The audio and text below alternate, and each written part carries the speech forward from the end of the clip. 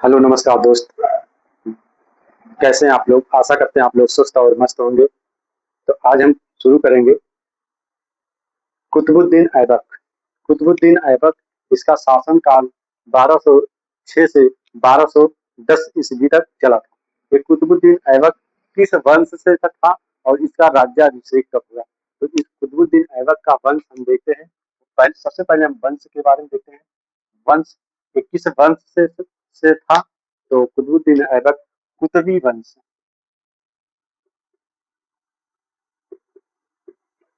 इसका जो वंश था वो कुतुबी वंश था और इसका राज्याभिषेक 1206 ईस्वी में हुआ था। राज्याभिषेक देखेंगे। राज्याभिषेक राज्याभिषेक राज्याभिषेक कब हुआ था? 12 1206 ईस्वी में। 1206 ईस्वी में कहाँ हुआ था? लाहौर। लाहौर में। लाहौर पाकिस्तान में है। पाकिस्तान में लाहौर है, तो इसको नहीं लिखेंगे, हम लाहौर केवल लिखेंगे। लाहौर। लाहौर। तो इसका राज्याभिषेक जो है 1206 ईस्वी में लाहौर में हुआ था। अब इसकी राजधानी, राजधानी देखेंगे। राजधानी, राजधानी राजधानी भी इसकी लाहौर ही थी। कुतुबुद्दीन ऐबक की राजधानी जो थी, राजधानी लाहौर थी। तो हम लाहौर, इसकी राजधानी भी लाहौर थी। तो कुतुबुद्दीन ऐबक वंश कुतुबी वंश और राज्याभिषेक 1206 ईस्वी में लाहौर में हुआ था और इसकी राजधानी भी लाहौर थी। अब इसको हम कुतुबुद्दीन ऐबक को अनेक नामों से जाना जाता था। तो किन किन नामों से जाना जाता था हम बताएंगे। इनके उपनाम, उपनामों के बारे में, उपनाम के बारे में हम देखेंगे। उपनाम इसके किस उपनाम, उपनाम कौन कौन से थे? इसको लाख बख्श कहा जाता था और पील बख्श भी कहा जाता था। हातिम दुती भी कहा जाता था और जो है कुरान खां भी कहा जाता था। तो हम लिखेंगे इसको लाख बख्श, लाख बख्श, कुर, कुरान खां, कुरान खां, पील बख्श, पील बख्श, पील बख्श, हातिम दुती, हातिम दुती, हातिम दुती। तो इसको चार पांच नामों से जाना जाता था। तो लाख बख्श, ये लाखों का दान देता था, लाखों का दान देने वाला, तो इसे लाख बख्श कहा जाता था। कुरान खां, ये कुरान, कुरान को पूरे, कुरान को जो पवित्र ग्रंथ कुरान है उसे पूरे कुरान को याद था। पूरे कुरान को जब वो पढ़ता था तो सारी प्रजा सुनती थी। तो इस प्रकार उसे कुरान खां भी कहा गया। और पील बख्श, पील बख्श, पील बख्श वो हाथियों का भी दान देता था, इसीलिए उसे पील बख्श भी कहा जाता था।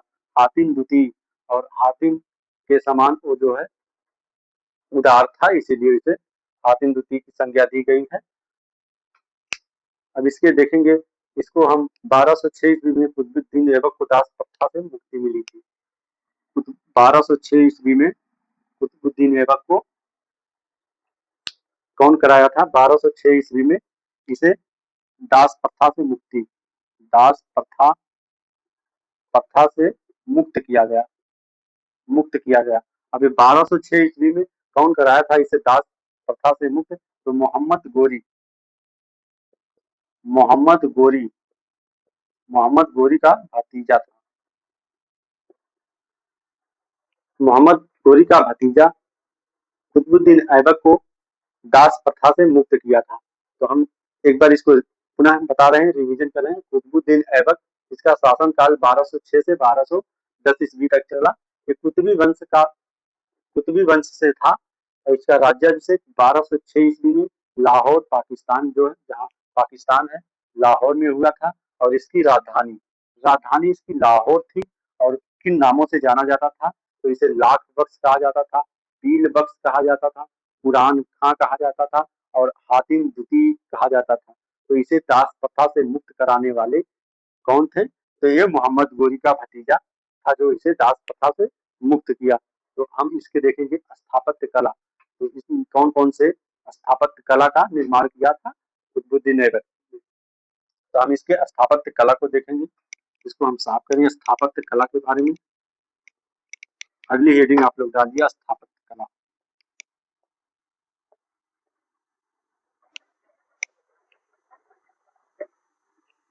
स्थापत्य कला,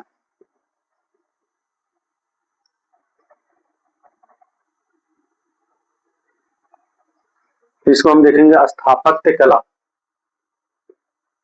हेडिंग है स्थापत्य और स्थापत्य कला। तो स्थापत्य कला में क्या क्या किया था? मेहरौली नगर को बसाया था। मेहरौली नगर पूछा जाता है किसने बसाया था, तो कुतुबुद्दीन ऐबक ने मेहरौली नगर बसाया। मेहरौली नगर, मेहरौली नगर, नगर किसने बसाया? बसाया तो कुतुबुद्दीन ऐबक ने बसाया, मेहरौली नगर बसाया। और कुतुल उल इस्लाम मस्जिद का निर्माण भी कराया था। कुतुल कुतुल उल इस्लाम इस्लाम मस्जिद का मस्जिद कुतुल उल इस्लाम मस्जिद मस्जिद का निर्माण कराया। तो इसके स्थापत्य कला में देखेंगे मेहरौली नगर को कुतुबुद्दीन ऐबक ने बसाया था, मेहरौली नगर बसाया था। कुतुल उल इस्लाम मस्जिद का कुतुल उल इस्लाम मस्जिद का निर्माण भी कराया था। और कुतुब मीनार का निर्माण भी, तीसरा हम पॉइंट देखेंगे कुतुब मीनार। कुतुब मीनार, कुतुब मीनार का निर्माण निर्माण कराया। देखेंगे ये हो गया कुतुब मीनार। कुतुब मीनार का निर्माण किसने कराया था, तो कुतुबुद्दीन ऐबक ने कुतुब मीनार का निर्माण कराया था। तो ये तीसरा पॉइंट होगा। चौथा पॉइंट हम देखेंगे अढ़ाई दिन का झोपड़ा। अढ़ाई दिन का झोपड़ा, अढ़ाई दिन का झोपड़ा, अढ़ाई दिन का झोपड़ा निर्माण कराया। अढ़ाई दिन का झोपड़ा आप लोग जानते हैं अढ़ाई दिन का झोपड़ा कैसे बना था। तो पहले वो बीसल देव राज की जो है वहाँ हरिकेल नाटक की पंक्तियां मिली हैं। तो वो पहले नीचे वो हरिकेल नाटक की पंक्तियां मिली हैं। इसके जो गुम्बद था, गुम्बद को विश्वविद्यालय बीसल देव का था, तो ये इसको हटाकर ये गुम्बद बना दिया गया। तो ये अढ़ाई दिन का झोपड़ा बनकर तैयार हो गया था। तो दिल्ली में मेहरौली नगर कुतुबुद्दीन ऐबक ने बसाया था।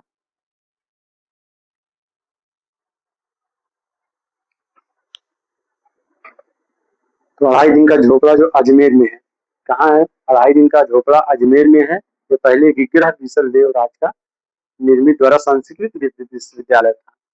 हम इसको देखेंगे अढ़ाई दिन का झोपड़ा। अढ़ाई दिन का झोपड़ा कहाँ है? तो अढ़ाई दिन का झोपड़ा अजमेर में है, विग्रह बीसल देव। अढ़ाई दिन का झोपड़ा कहाँ है? अजमेर में, अजमेर राजस्थान में है। तो ये विग्रह बीसल देव, विग्रह विग्रह बीसल देव राज का राज द्वारा राज द्वारा राज द्वारा निर्मित संस्कृत विश्वविद्यालय था। निर्मित निर्मित संस्कृत संस्कृत विश्वविद्यालय था।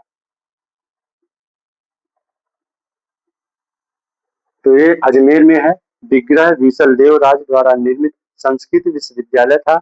जो क्योंकि मस्जिद की दीवारों पर, यहाँ देखेंगे क्योंकि, अगला पॉइंट देखेंगे हम, क्योंकि क्योंकि इस मस्जिद में विग्रह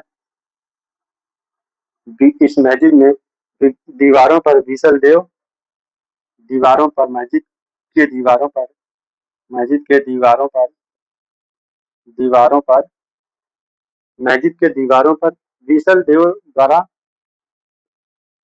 बीसल देव राज द्वारा राज द्वारा बीसल देव राज द्वारा रचित हरिकेली नाटक रचित रचित हरिकेली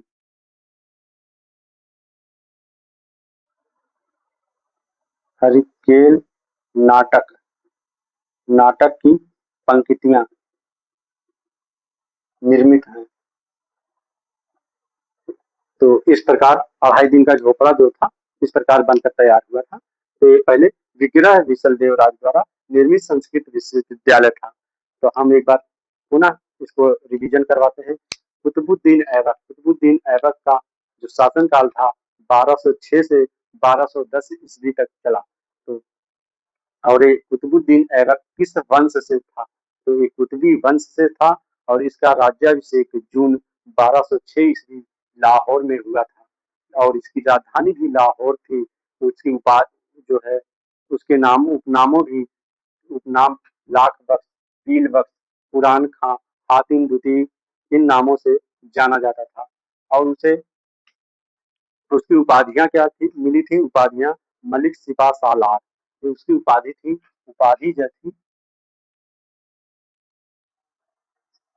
उपाधि जो मिली थी मलिक मलिक सिपा सालार। इसकी जो उपाधि इसे उपाधि मिली थी मलिक एवं सिपा सालार की उपाधि मिली थी। और मोहम्मद गोरी का भतीजा जो है 1206 ईस्वी में इसे दास प्रथा से मुक्त कर दिया था। और इसके स्थापत्य कला के बारे में आपने जाना। स्थापत्य कला मेहरौली नगर दिल्ली में जो है मेहरौली नगर को निर्मित कराया था। और कुतुल उल इस्लाम मस्जिद का निर्माण करवाया था। और कुतुब मीनार का निर्माण कराया था। और अढ़ाई दिन का झोपड़ा चौथा, ये तीसरा, ये दूसरा, ये पहला। तो चौथे नंबर पे अढ़ाई दिन का झोपड़ा निर्मित कराया था। तो अढ़ाई दिन का झोपड़ा कहाँ है पूछा जाता है। अढ़ाई दिन का झोपड़ा कहाँ है तो आप लोग बताएंगे। अढ़ाई दिन का झोपड़ा अजमेर में है। अजमेर कहाँ है? राजस्थान में अजमेर में। और ये पहले विग्रह विसल देव राज द्वारा निर्मित संस्कृत विश्वविद्यालय था। विग्रह विसल देव द्वारा निर्मित संस्कृत विश्वविद्यालय था क्योंकि इस मस्जिद की दीवारों पर विसल विसल देव द्वारा निर्मित हरिकेली नाटक यहाँ पूछा जाता है कौन सी क्या रची थी क्या नाटक था? हरिकेल। हरिकेल नाटक की पंक्तियां उस पर मिलती हैं। तो इस प्रकार अढ़ाई दिन का झोपड़े के बारे में और हम आगे बताएंगे आपको। ए कुतुब मीनार कुतुब मीनार कुतुब मीनार इसका जो व्यास होता है कुतुब मीनार का व्यास 46 फीट होता है। तो इसमें कौन कौन से मिलकर कौन कौन कुतुबुद्दीन ऐबक ने बनवाया था, इसको बाद में कौन मरम्मत करवाया और पुनः किसने मरम्मत करवाया, बाद में इल्तुतमिश ने इसे पूर्ण करवाया था। और इसका जो ऊंचाई वाला चौथे पांचवें तल का व्यास है वो 10 फीट का है। और इसे लास्ट में पांचवें तल का फिरोज शाह तुगलक ने कराया था। और इसे बाद में पूरे एक एक से लेकर 5 तक जो है फिर सिकंदर लोधी ने करवाया था। तो इस प्रकार हम आगे फिर चलते हैं। आज के लिए इतना, बस आप इतना आप याद करते रहिए। जितना पढ़ाया गया उतना एक बार रिवीजन करिए। और इसे इसकी उपाधि जो थी मलिक सिपा सालार की उपाधि थी और एक कुतुबी वंश से था। और इस प्रकार हम आगे चलेंगे। फिर इसके बाद आराम शाह आया था। आराम शाह इसके बाद